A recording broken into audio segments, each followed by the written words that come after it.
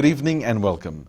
Every year, 9th December marks World Anti-Corruption Day, and this year's theme is Recover with Integrity. In light of the COVID-19 pandemic, fighting corruption can mean the difference between having food on your table or missing meals, or having a roof over your head or becoming homeless.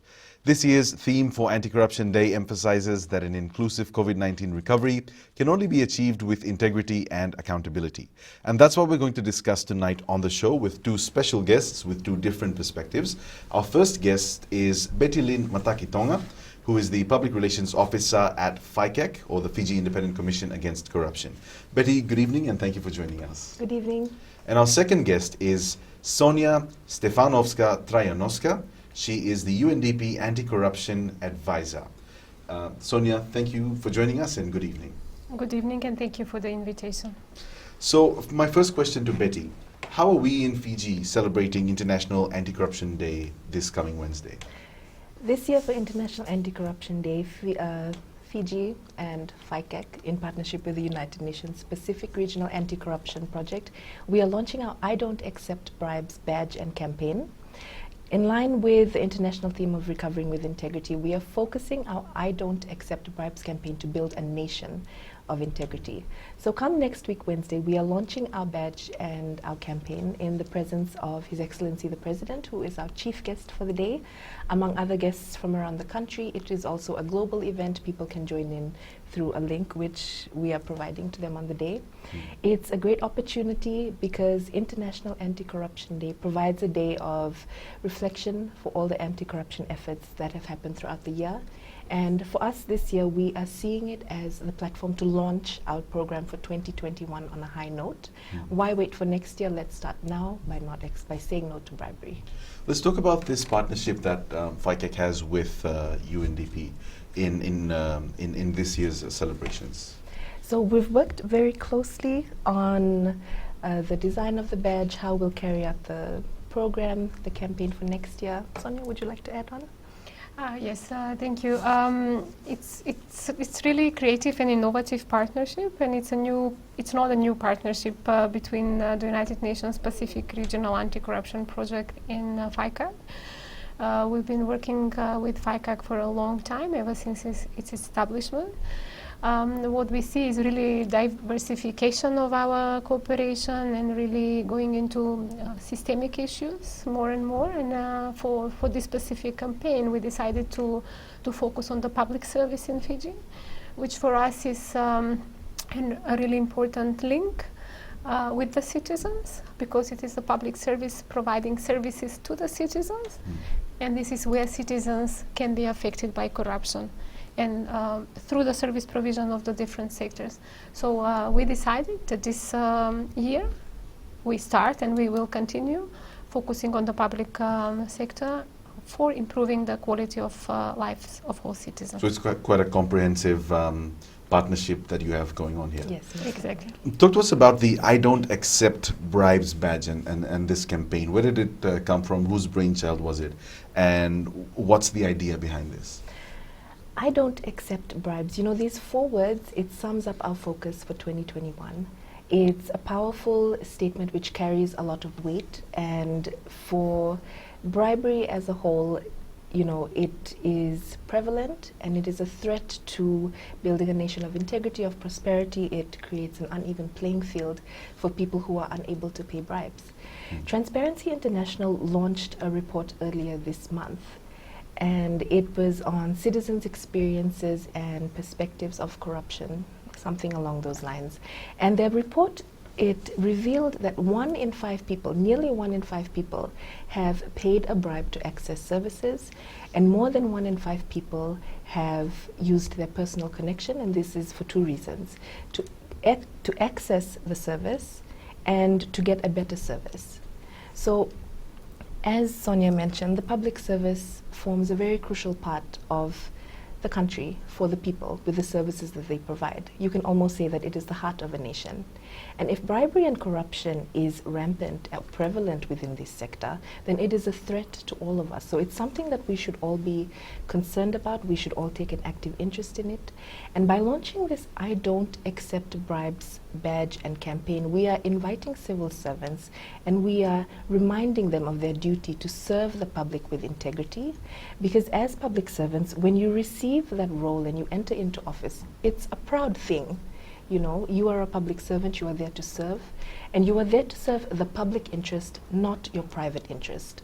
So whenever there's bribery, obviously there is an excess of greed.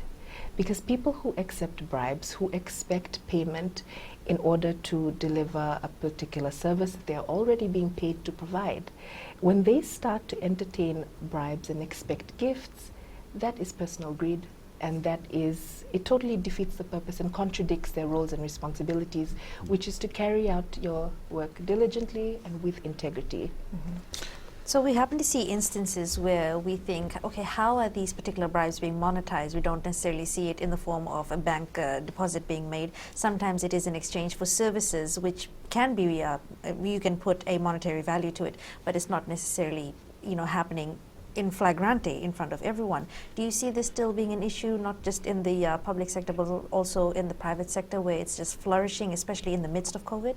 Yes, of course. Advantages these days, like you said, we expect it to just stay as just a $20 on the side. But the advantages have taken many different forms, and it's beyond expectation and sometimes imagination. It can even be somebody offering to pay off your loan repayment, to do a payment for you, to have this shopping voucher, go shopping, and it's luxury goods, airplane tickets and hotel accommodation even. A quid pro quo, as they call it in the US. Exactly, yeah. I scratch your back, you scratch mine, or it's just a favor, it's just a thank you, but we're not calling it what it is, it's a bribe. Because if you're expecting something in return from this act of your so-called appreciation or thankfulness, that's not an act, it's not a gift. You're expecting something in return, and you're expecting something from a public servant who is only, the favor that you want them to pay you back is something to do with their job. You're trying to influence their work. If I may, thank you, Betty, for mentioning that. If I may add, and just to reinforce your point, that corruption is not always monetized. And corruption can have various forms, even nepotism, cronyism, favoritism are forms of corruption. So it's a really complex phenomenon, and as you say, even sexual favors, we call it sex extortion, is a form of corruption, and therefore the issue is very complex and not always measured in money, and it can have really very harsh consequences for the population, and some specific groups are particularly vulnerable, such as women. And in fact, we also recently launched a toolkit for women-owned enterprises, precisely because our analysis has shown that women in Fiji are disproportionately affected by corruption, and they need to know more how to fight corruption. Also, another target group that we've been focusing on is youth in Fiji, and this is also in cooperation with FICAG and the Fiji Association of Entrepreneurs, FCF. So this cooperation is really about building partnerships with youth and how youth can make their contribution in the fight against corruption. Interesting point you raise. Would like to carry on that conversation, and especially your focus on women and children in Fiji, something that definitely should be discussed further on in the show. We'll go to a short break and we'll be right back. Stay with us.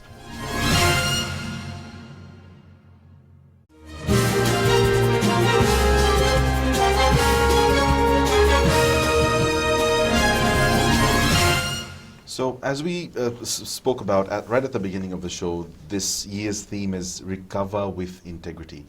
We're celebrating World Anti-Corruption Day this year in light of the global pandemic. And we know that although in Fiji the health effects weren't as bad as the oncoming economic effects that we're still feeling. All around the world, economies have suffered. We have seen global economies go into recession. And of course, this is, I guess, a breeding ground for corrupt activity.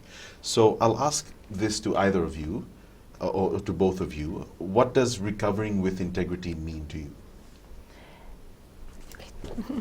To recover with integrity, because, like we've discussed, corruption can be so complex, and sometimes people can get so lost in trying to figure out the specific terms or trying to understand the different crimes that constitute an act of corruption.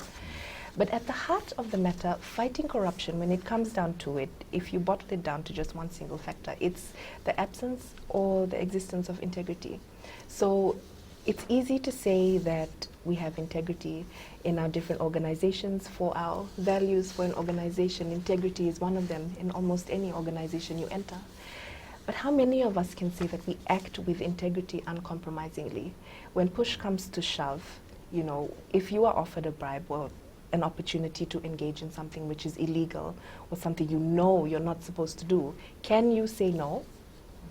And with the global pandemic, and regardless of it, corruption or opportunities to engage in corruption does, you know, it presents itself, but it's up to you as an individual. So before we, you know, while we are trying to build a nation of integrity, we are trying to call on everybody on December 9th, and from even now, every day, we are calling on all the citizens of Fiji, you know, let's work together, let's act with integrity, because I'm sorry, allow me to digress for a moment. So currently there's an international anti-corruption conference happening in South Korea. It's a virtual conference.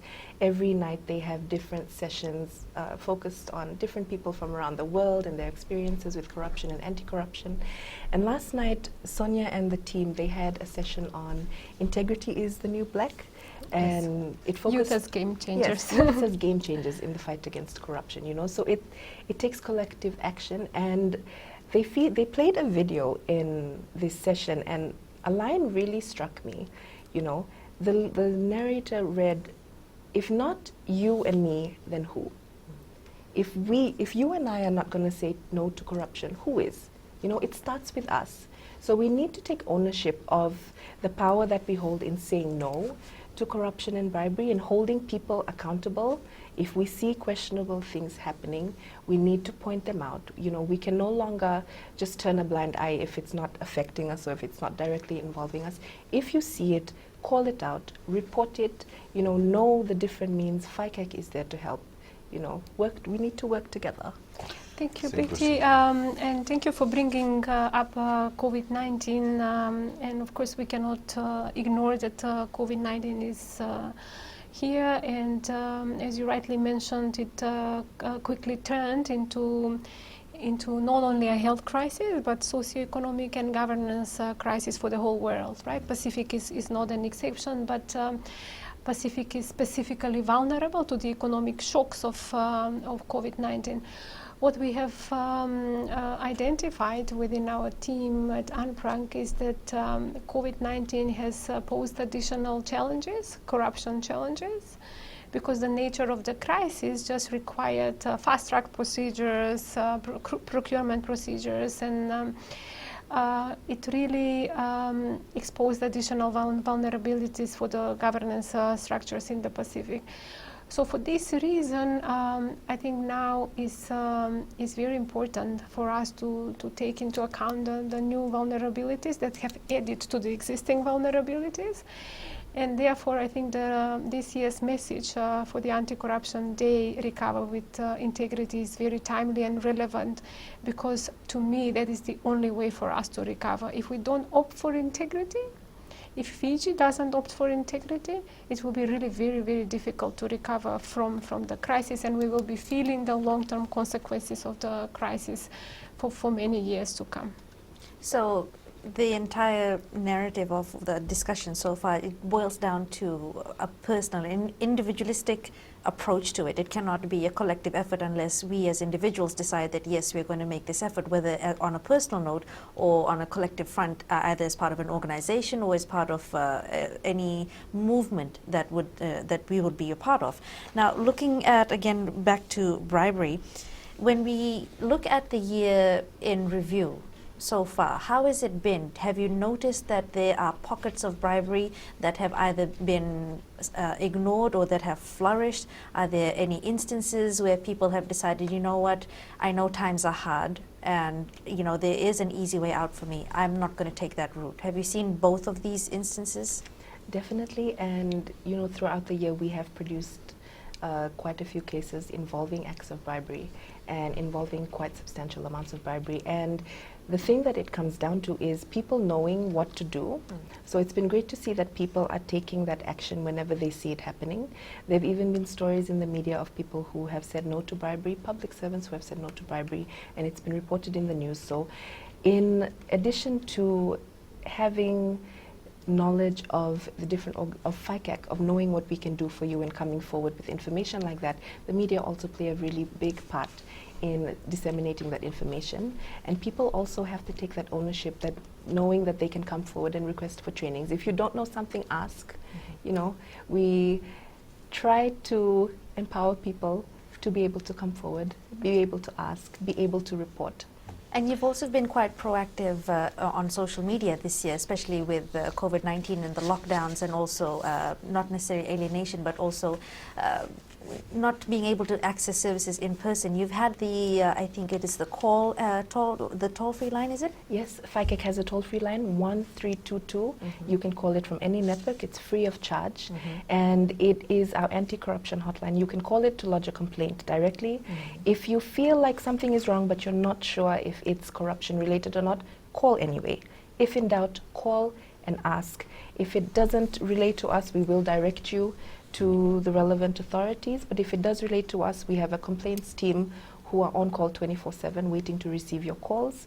And in addition to that, social media has been really, really helpful in disseminating information on anti-corruption, the work of FICAC, and also the anti-corruption efforts help ongoing around the world. So people also send in their anti-corruption queries. If they have a complaint they want to lodge, they send it through to our social media pages, and I refer them to the complaints department. You know, we have to work hand in hand, and it takes a collective effort. We'll be back after another short break. Stay with us.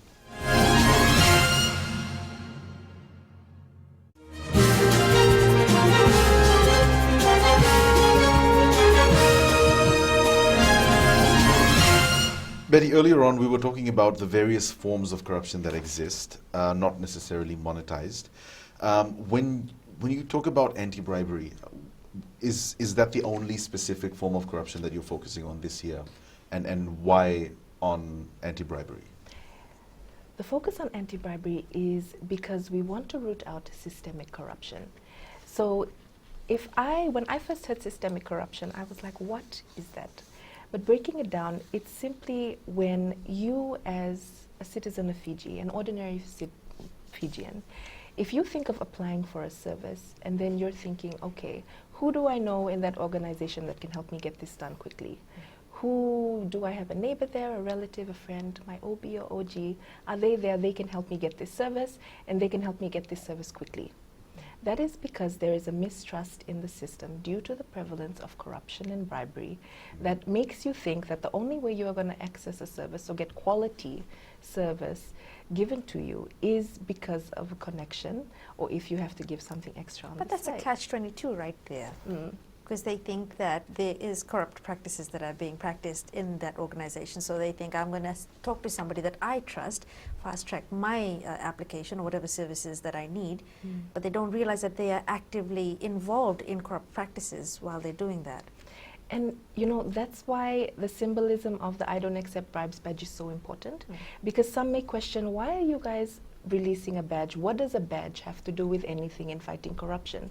But it's the symbolism. You know, when we launch this I don't accept bribes campaign, we have training programs which are prepared to roll out into the entire public service come 2021. Every public service servant will be given a badge to wear. And you know, badges have that thing that when you pick it up and you put it on, you have this sense of ownership, you have this sense of identity, you know that, you know, when you see somebody wearing a badge that says I don't accept bribes, you expect to hold them accountable to their actions, and you expect them to act with integrity. And it's also a great deterrent. Like, you won't even go there. You see the badge, you don't even go there. So people, it will kind of empower you to take ownership of the power that you have and the influence you can have in contributing to building a nation of integrity. So, I mean, yeah. And if I may add, Betty, that right to your point, that this is really not about one-time event, and it's not about the badges themselves, right? It's really about working on systemic changes, slowly and steadily, with the idea for us to reach short-term results, of course, mid-term, and hopefully long-term results in the fight against corruption. And of course, the problem is complex, it's multifaceted. Public administration and public servants are one part of the puzzle, right? And we have in corruption at least two sides. We need to have at least two sides: one who is offering, one receiving. Sometimes there are more sides to the story, of course, but really, this campaign and this effort should really gradually lead to systemic changes, whereby we will be changing the behavior and the mindset of the public servants, but also of the citizens. Especially important for us will be the disadvantaged groups, because the assumption is that the disadvantaged groups are those that do not have linkages in government, they do not have access to anybody, they don't know people who know people, right? It is precisely the disadvantaged groups. For us, it's really to try to bring equity among the people through also fighting corruption, because we want the services to be equally accessible for everybody, to be transparent for everybody, and then the authorities and public administration to be accountable to the citizens for the funds they are managing. So just to reinforce Betty's message that it is one segment of the fight against corruption, but it is a very important one. If we could just for a moment go back to what you had mentioned in our earlier segment about a report that had said that bringing equity, you said that mostly women are disadvantaged because of disproportionately because of corruption. If you could just expound on that a little bit for us. Yes. There are actually there is evidence and data corroborating this statement, and specifically also for Fiji. One illustration is, for example, that corruption is reported mostly by men. So women and 80%, around 80% of the reports are by men, which is really an indicator that women are reluctant to report corruption. They may be afraid, they may not know, and just the overall gender equality issue is also reflected in the area of corruption. With this analysis, and we also have conducted some surveys among women in Fiji, and we have really identified that they do lack knowledge and skills, and then in the chain of corruption they would be really more vulnerable compared to men. And we will be bringing more women into the discussion and in the dialogue, and especially in the public service. Looking forward, we will be really also trying to convey these messages and to empower women to really equally be part of the prevention and fight against corruption. Interesting point you raise. If we can go back to our discussion on bribery, because when you talk about bribery, it really puts an emphasis on the individual, the person offering and the person accepting the bribe. And both of you have also somewhat mentioned about the system being the issue, a system which allows that sort of bribery to persist and continue. Policy issues, missing policies, missing frameworks within a certain administration. Talk to us about what sort of work you are doing or plan to do in that area. And Sonia, specifically when it comes to you, because this question is both to you. And Sonia, could you offer us an international perspective, the work that you do with other countries and what lessons we can learn from, systems that work and systems that have shown to prevent or at least lessen corruption? Thank you so much. Well, first of all, corruption is really a global phenomenon, and it's and the Pacific is not an exception to this phenomenon. Of course, there are variations and contexts, but it's a global phenomenon. And unfortunately, developing countries are more affected, more prone to corruption. And there is no panacea, there is no solution, and there is no one size fits all in the fight against corruption. So in the United Nations, so we have been focusing on the fight against corruption at global level, at regional levels, and also at national levels. And the rationale for us why we are involved in the fight against corruption is really that corruption is detrimental for the development of societies, for the socio-economic development and environmental development as well. Something that for us is at the moment packaged in the Agenda 2030 and the Sustainable Development Goals.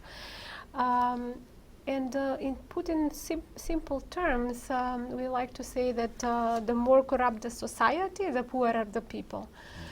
So perhaps I can just mention some data, global data, that are really shocking in terms of measuring corruption. And as we discussed earlier, it's a complex and hidden phenomenon, and it's very difficult to measure it. Like, who knows how much money are diverted? So there are ways for us to measure, sometimes with proxy indicators, sometimes really with hard data. But let me just mention that according to the World Economic Forum, the cost of corruption is at least $2.6 trillion or 5% of global GDP. According to the World Bank, businesses and individuals pay more than $1 trillion in bribes each year. So just mentioning trillion, like the number trillion, is just like sometimes it takes me time to just figure out how many zeros are in trillion. But it's really telling how much resources are diverted from development streams to corruption, diverted away from where they should be. They should be invested in the development of the countries at national and regional and global levels. Also in developing countries, the funds lost to corruption are 10 times the total sum of foreign aid. Again, when we really think of foreign aid, there is a lot of foreign aid in the Pacific, right, in the developing countries, and this is where international donors are really investing funds for development. But just the idea that so much funds are lost to corruption should really, really make us think twice about what is done, what should be done, and what can be done. So having that said, the Pacific, of course, there are variations, there are different contexts in different countries. We have geographic differences in governance structures, in the number of population, the remoteness of some islands as well. So these are all factors that affect how specific countries managing their resources and their public funds. But I would say one major success that I would like to note for the Pacific is that as of this year, all 14 Pacific countries have acceded to the United Nations Convention Against Corruption, UNCAC. It is the only legally binding international instrument for fighting corruption, for fight against corruption. So Tonga was the last one to have joined this year. So with Tonga, we have all 14 countries that joined. And Fiji is a long timer on the UNCAC. Thank you. We'll come back from a short break right after this and carry on the conversation.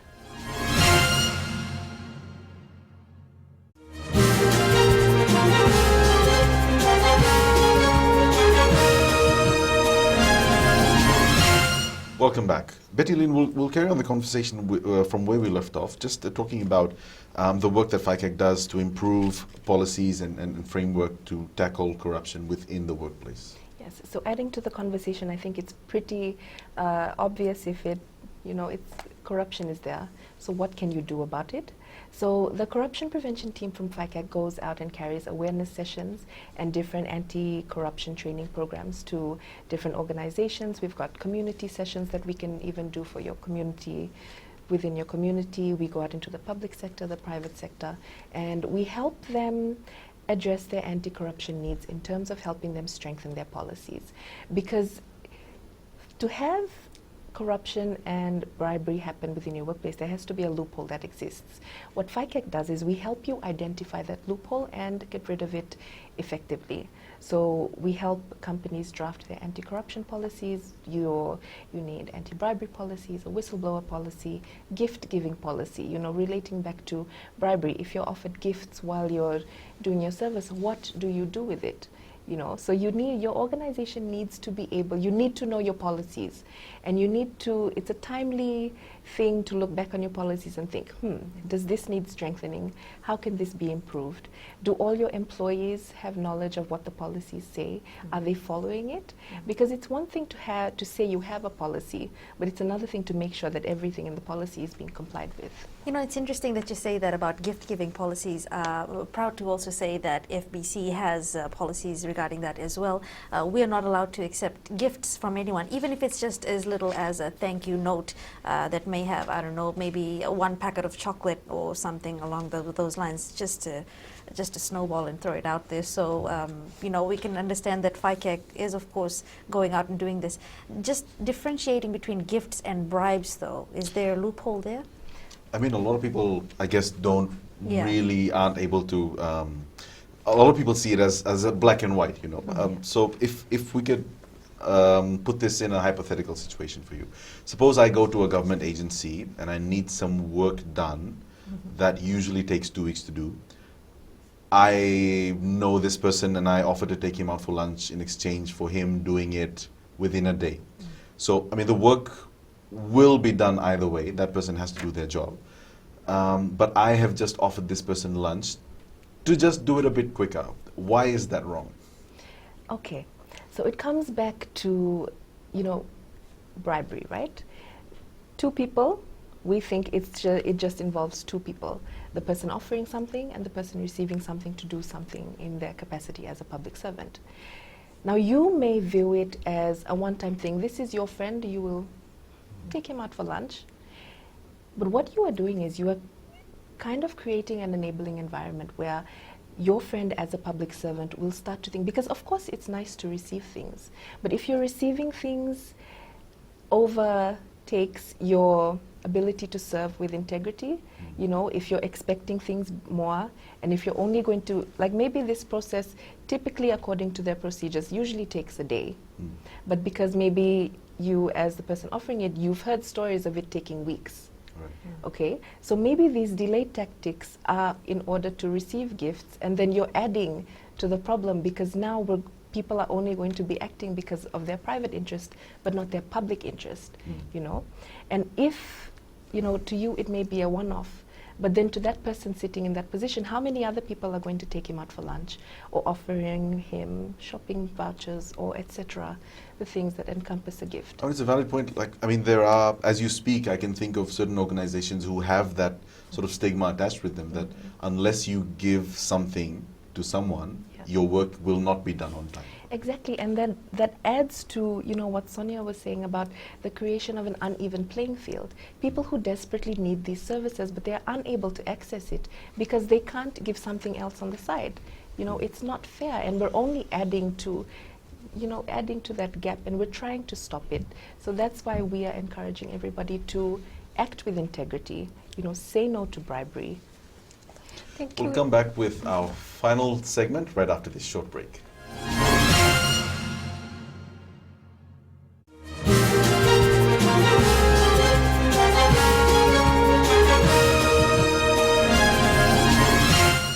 Welcome back. Sonia, we spoke about that hypothetical situation where people aren't able to clearly differentiate between what is a bribe and what may not seem like an act of corruption, but it still is. Thank you so much. I just wanted to add on what Betty was saying earlier, and thank you very much for bringing it up. The gift giving policy and the whole question of whether it's a bribe or is a gift comes up very frequently in our trainings and our workshop that we've been having this year together with FICAC. And to me, it's an indication that there is a need for more clarity. And there are definitely gray areas not always everything is black and white, right? Because, and of course for Fiji, we know it's a gift-giving culture. It's part of the culture of the citizens to give gifts. So this needs to be clarified, especially by FICAC, by the relevant institutions, what in Fiji is allowed or not, and what gift-giving policy should be, so for them not to break the rules and legislation of Fiji. So with FICAC, we really would like to further contribute to spreading the knowledge and clarification as to what are the standards, what is acceptable, what not, especially for the private sector, right? Because in the government, we do have the policies and legislation, and it should be relatively clear what is the gift-giving policy and what is not allowed. Sometimes it gets more tricky in the private sector, especially small businesses, small enterprises, medium enterprises. So our recommendation is always for them to have a code of conduct and to have a gift-giving policies as well, because it is the private sector also interacting with the government, right? So they do need to have internal regulations, their own code of conduct, their own way of knowing what is allowed or not allowed, especially in their interaction with the government institutions, because the relationship between the business sector and the government is also important. So pardon me for saying this. This is not to discourage acts of appreciation, but to just to root out bribery and also giving one an unfair leg up within whatever organization that they're in. Looking at next week, we've got the major launch that's happening on the 9th of December. Like you mentioned, this is quite big. There's a big undertaking. You're launching a campaign. This is going to roll out everything that FICAC will be doing in 2021. What are some of the activities, though, that are planned for the day? For the day, we have sort of like a half-day event. We will have speeches by our chief guest, His Excellency the President. Our Deputy Commissioner, Mr. Rashmi Aslam, will also be speaking. We've got speakers from the Australian and New Zealand High Commission, from the United Nations. So it's really a great day to see everybody come together for anti-corruption, because fighting corruption cannot just be done by one organization or two organizations alone. It takes the effort of everybody. So everybody coming together to show their support is a really encouraging thing to see the commitment to fighting against corruption. And that encompasses what International Anti-Corruption Day is. It is reaffirming your commitment to fighting corruption and reaffirming your support to saying no to bribery by wearing the badge with pride. And we can't wait for next year. Just a very final question to you, Sonia. From your perspective, the work that the UN is doing with Fiji about tackling corruption, how do you think this aligns with Fiji's international commitments, and how will you continue this relationship after the launch of the campaign? Thank you very much for that question. For us at the United Nations, it's very important that these efforts are aligned with the Agenda 2030 and the Sustainable Development Goals, which are goals to be achieved by 2030, global goals. And Fiji is also one of the countries that committed to implementing the Sustainable Development Agenda by 2030. There is a specific goal, SDG 16, which we call the Good Governance SDG, or the SDG, which is aimed at promoting peaceful and inclusive societies. Within SDG 16, there is a specific target which is aimed at reducing corruptions in all forms by 2030. And this is related specifically to bribery, one of the targets.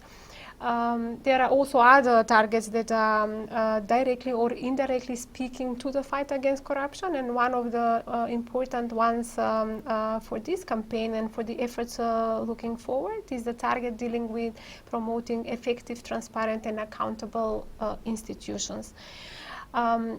More importantly, this SDG 16 for us is also a transformative goal. This is the way we call it, transformative goal, which will help achieve for Fiji to achieve progress against all other SDGs, which will help achieve progress against reducing poverty, progress in the health area, progress in the education, progress in the environmental efforts, etc. So once we show progress in the fight against corruption, we will unleash the potentials of the countries to achieve progress across all other SDGs. And this is really of critical importance, especially with COVID-19 implications and the risk for us really to regress in the Sustainable Development Agenda.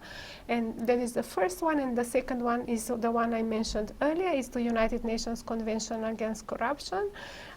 Fiji is a signatory of the convention, and as a legally binding instrument, Fiji is also obliged under the commitments on the convention to also improve the public sector excellence and really fight corruption in the public service. And this campaign will literally speak both to the Agenda 2030 and the UNCAC commitments of Fiji.